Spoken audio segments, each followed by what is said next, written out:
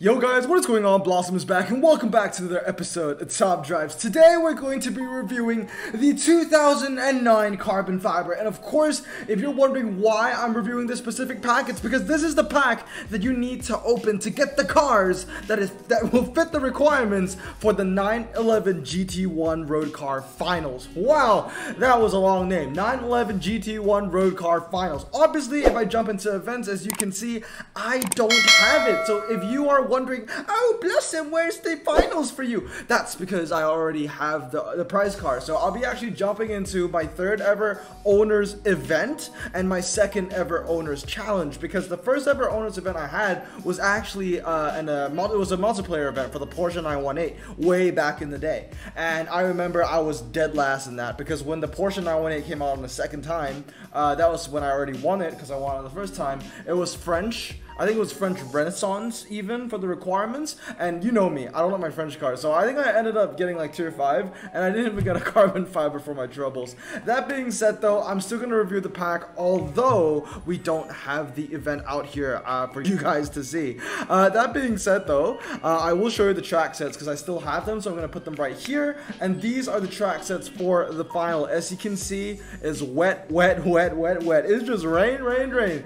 It's Seattle, Washington, honestly. I miss Seattle so much, but yeah, it's just rain. Every single one is rain. The last finals we had, Hudge obviously took out the TCR, right? They made it in a way so you could only use one TCR. Well, this time they made it in a way where you can't even use a single banana. I knew a lot of players coming into this, they were really hoping to use at least, you know, 1-2 bananas. I even knew people that had 3-4 bananas, and I was like, there's no chance that they're gonna let you run 3-4 bananas. They're gonna at least have 3 rain. But no, Hutch decided, you know what, let's just make it all rain, 100%. I don't think you know what, I'm pretty sure that the first ever 911 GT1 road car was all rain as well. I'm pretty sure. It's a throwback. Anyway, first of all, I want to tell you the track sets. I mean, the picture's been up here for a while, so you can see what they are. But first track set, Twisty Road, Hairpin Road, City Street Small, Karting Twisty, all wet, all twisty. Second one, Hairpin Twisty City Medium, G-Force Twisty Circuit. Once again, all wet, all twisty. Then next up, we have Hairpin Twisty Fast Circuit, City Street Small, and Twisty Circuit. Once again, it's mostly twisty. We have that one fast circuit, but it's no testable, it's no drag, right? So you still can't use the Challenger concept. And then lastly, we have Hairpin, City Street Small, 0 to 100, Slalom Test, and G-Force. This truly is a twisty, wet final. It's the first final we've had in months where there's not been a single drag set. Yes, I know this is 0 to 100, but it isn't your, I guess, generic drag, right? It's not your quarter mile, it's not your half mile, your 1 mile, or even your testable. It's been a long time since we've had a final with no drags in it, and I guess the streak continues for me because I can't participate in this one anyway. I'll make a video on my owners challenge as well, but I don't think the owners challenge is out yet. Let me check. Yeah, it's not out yet, so I don't even know what the prize is going to be. That being said though, let's review the 2009 carbon fiber. So without further ado, let's jump into my cars, whip out the filter, whip out the years, and let's look for 2009. Boom. Ooh, I stopped at 67 for some reason. Go down to collections and tags and hit that non-prize car button, all cars. Boom, there we go. So I'm going to review these cars in 2 stages. One stage is I'm going to tell you the key ultra rares, epics, and legends for the Tri-Series, for the final, and then I will talk about cars that are useful outside of the final. You know, ultra rares that you might pull from this pack that may not help you in the Tri-Series per se, but would be useful for you to keep and max for clubs and for multiplayer events in the future. So first of all, let's analyze the ultra rare collection. Everything here is hot garbage in terms of Tri-Series besides the Infiniti G37. This is the only car I can see that might, you know, sneak into a lot of competitive hands.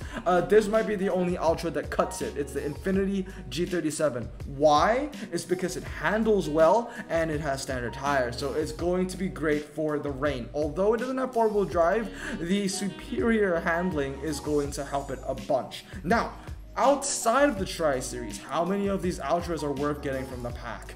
Okay, so the Bentleys are bad. The Bentleys are the worst. The Mito isn't as good as it used to be because it's low now. It used to be medium, but how far it has fallen. The Solstice, once again, I used to speak pretty highly of this car, but ever since American Frontier and the introduction of the Circuit EV, the Dodge Circuit EV, the Solstice isn't that good anymore.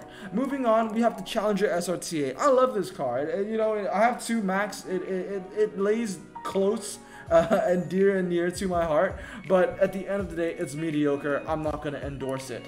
Outside of the Tri-Series, I would say that the only cars that you want to get would be the G37 right here, the Boxer Spider, and the Quattroporte Sport GTS. 3 Ultras, that's it. Maybe the Aspen Hybrid if you play a lot of clubs, because this is the only Chrysler off-roader, but besides that, I would say that really the 3 Ultras outside of a Tri-Series would be these 3 that I would be happy to get. And in the Tri-Series sense, in this Tri-Series sense, only the G37. So not starting too well the 2009 pack, considering that most of the Ultras here are basically fused material. Now let's move on to the Epics. Once again, we're going to start off with the Epics that are useful to pull for the Tri-Series alone. So the Mercedes-Benz, that's a good one, 4-wheel drive standard tires. Of course, the Acura TL-SH as well, or the Shod or all-wheel drive, whatever you want to call it. The TL Shod or the Acura Till Shod. A lot of letters, man. A lot of letters. Those two are going to be useful for the final. And then last but not least, it's going to be the Mitsubishi Lancer Evo 10.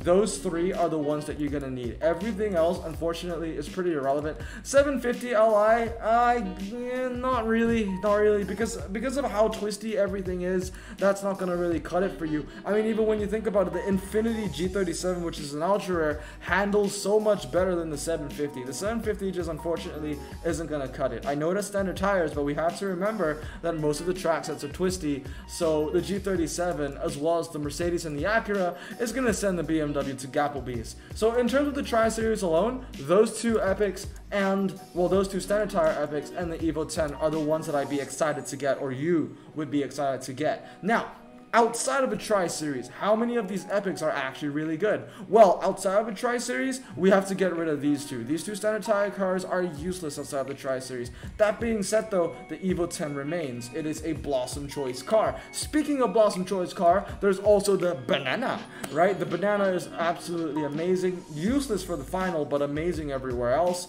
That is dry.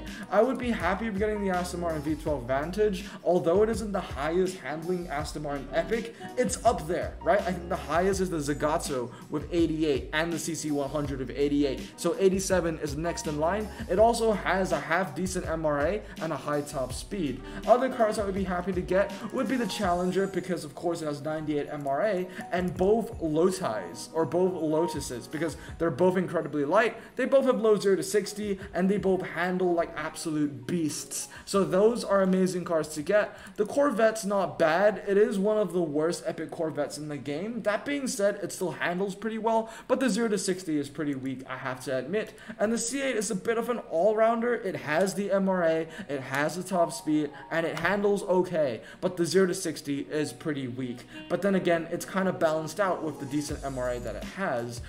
So really, in terms of Epics outside of the Tri-Series, I would be happy with at least half of this selection, ranging from the Corvette all the way to the Banana, and the only ones I would be disappointed to get would be the 750, the Evora, the Till Shod, and the Mercedes-Benz. So let's say this, right? You are competing for the 911 GT1. Then you're in a situation where only the Evora and the 750 are really cars that you don't want to get, like real Joker cards, because these 2 are going to be helpful for the finals that you want to compete in. And then if you get any of the, like the Corvette or the Lotuses or the Challenger, at least you know that they will be helpful outside of the Tri-Series. So with that in mind, the pack isn't that bad. We had a bad start of the Ultra Rares, but the Epics are actually really impressive, especially in relative to other final packs that we've seen. The fact that the majority of the Epics here are actually impressive is a huge positive for the pack.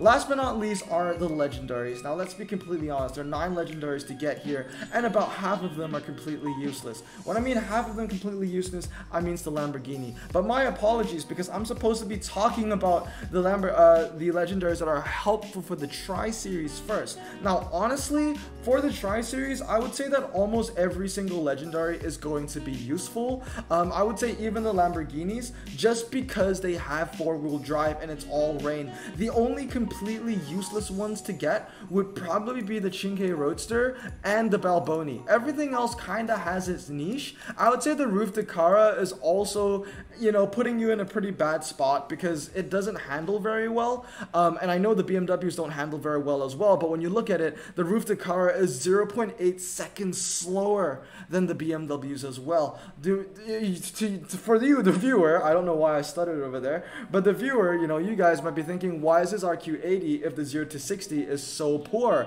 Well, because it has MRA. It has MRA, that's about it. But really, who's going to use the Dakara and put it on that 0 to 100? It's still going to lose by over 100 to the Roof RT12S per se. So that being said, for the Tri-Series, I would say that the useful Ultras would be the BMW SUVs to some degree, okay? Because once again, I'm not a professional when it comes to rain track sets. I'm going to be completely honest with you. It's really hard for me to predict what's going to win in the rain. 4-wheel drive performance or 4-wheel drive all-surface tires with like less handling, but it has all-surface tires. Like that is really hard to gauge. However, if you want to know what is better, the BMWs, like the all-surface tire 4-wheel drives or the performance tire 4-wheel drives, I do have a master sheet in my Discord server where it tracks down every single time of every single car required for the Tri-Series for the final on the track sets that are given. So, you know, it's a huge master sheet. It's an amazing resource, especially if you are competitive.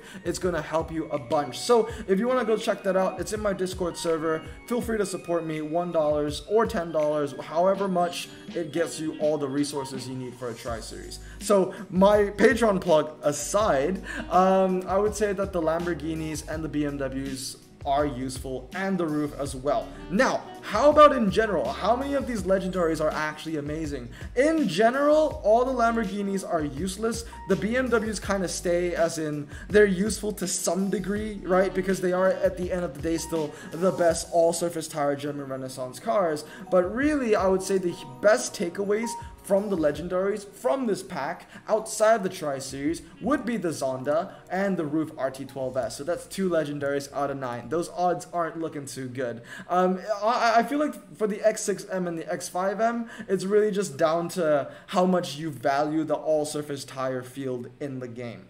That being said though, that is my overall review of the pack. It's really strong for epics. It's somewhat decent for Legendaries depending on how you see it, because if you want to be competitive in the finals but you're also hoping to get a car that will help you in the long run, then basically every car here is kind of useful besides the frickin' Balboni and the Dakara, right? And once again, like I said, the ultra rares are mostly going to be few. So what is my verdict? Well, to be completely honest with you, my verdict is usually the same with how these Tri-Series finals go. I would say if you have a great foundation, if you have 4 out of 5 cars or 3 out of 5 cars, then maybe open some of these if you really want the prize car, which brings me to my next factor. If you are a huge fan of the 911 GT1 road car, I mean, I know there's stands out there that exist for this car, because I've already made a video on how underwhelming it is. It's not a good prize car, but if you are a huge fan of just the prize car of what the 911 GT1 road car is,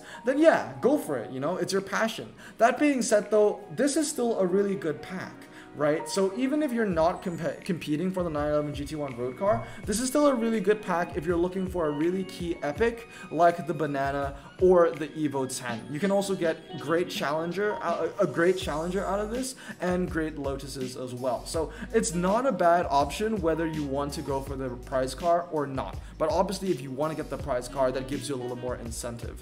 Anyway, as you can see, I have 14 of these packs remaining. I did open one already in a prior recording. This is actually a re-recording that I'm doing because I wasn't happy with how I reviewed it the first time. That's what happens when you record unscripted videos, you know what I mean? But anyway, I will add the clip of me opening this pack. And obviously, as you can have seen from my collection, I didn't get any new legendaries. So I didn't get a legendary from the CF, but I'm gonna let it roll. But with that said, man, I hope you guys have a great day. Let's get to the clip. Own the 911. I'm gonna open one anyway. Let's see what we get from the 2009 carbon fiber to end it all off. I'm really hoping for one of the epics that I like, but at the end of the day, epic's an epic. If we get an epic, it's Fuse, right? But you know, we could get an ultra rare. It could even be the worst ultra rare. What is the worst ultra rare that we can pull? I can't remember. We're probably gonna pull it though. Let's see what it is. It's the worst one. Yeah, it's the Bentley. Oh god. Oh, the regret. You know what? It's Fuse material. It's Fuse. I regret that. On that amazing disappointment, I hope you found this video helpful. Best of luck to you in the finals, and yeah, hope you guys have a great day. Remember to stay safe, wash your hands, and blossom out. Peace. Oh, what a crap pack that I opened. My pack was crap.